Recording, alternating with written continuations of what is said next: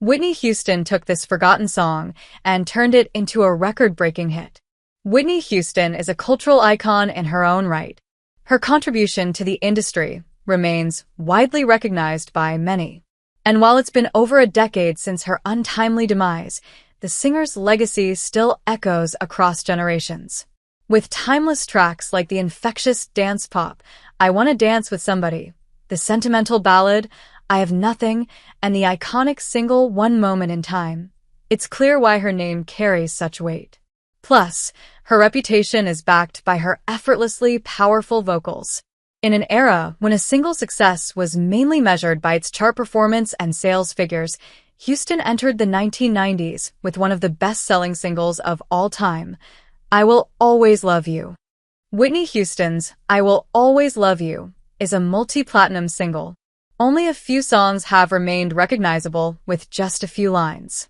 For Houston's I Will Always Love You, the mere mention of "if I" is enough to signal that the listener is in for quite a ride.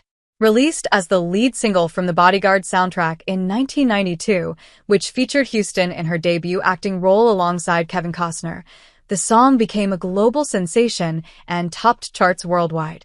Far more than just a hit, the song defined an era, and its influence continues to endure. However, here's an interesting fact. One of Houston's most iconic songs, which has become deeply tied to her legacy, wasn't originally hers. Houston's version was, indeed, a global phenomenon. It charted at #1 in various countries and earned the singer the Record of the Year and Best Pop Vocal Performance awards at the 1994 Grammys. Even more impressive, the 90s ballad topped the Billboard Hot 100 for 14 consecutive weeks, sold millions of copies, and is hailed as one of the best-selling singles of all time. Depending on the listener's interpretation, whether romantic or platonic, I Will Always Love You is a song about enduring love and appreciation for someone. Thus, the song's title. And Houston more than did the song justice with her moving and dynamic performance, a rendition often cited as one of the hardest songs to sing. Truly, it's a version only Houston could pull off. It even outperformed the original, and it did so in such an iconic fashion. I Will Always Love You was originally written and performed by Dolly Parton. I Will Always Love You is, without a doubt, synonymous with Houston's legacy. But one almost forgotten fact about the song is that it was originally written and performed by legendary country singer Dolly Parton in 1973. Parton wrote it for Porter Wagoner, a singer who gave her the start to her musical career. Wagoner introduced Parton on his show, The Porter Wagoner Show, in 1967. After several years, Parton decided to pursue a solo career. And that's when I Will Always Love You was born, a heartfelt expression of appreciation for Wagoner. In an interview with Graham Norton for BBC, Parton revealed that she first heard Houston's rendition while she was in the car, and it immediately made her realize she had written such an important song, with Houston giving it new life. I was driving home in my car from my office, and I just heard this voice come on the radio. It was kind of ringing a bell, but it didn't hit because she was kind of talking.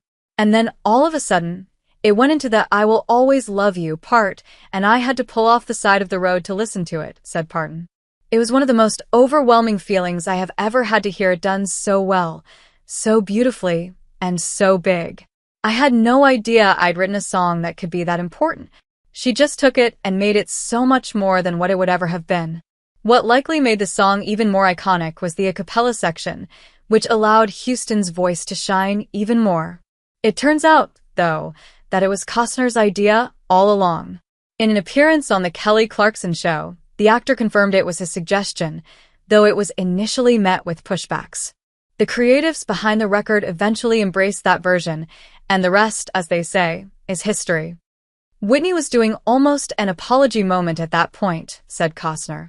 And what better way to let someone know they really mean what they're singing to you than when they say, I don't even need to music behind it. Let me sing to you what I feel about you.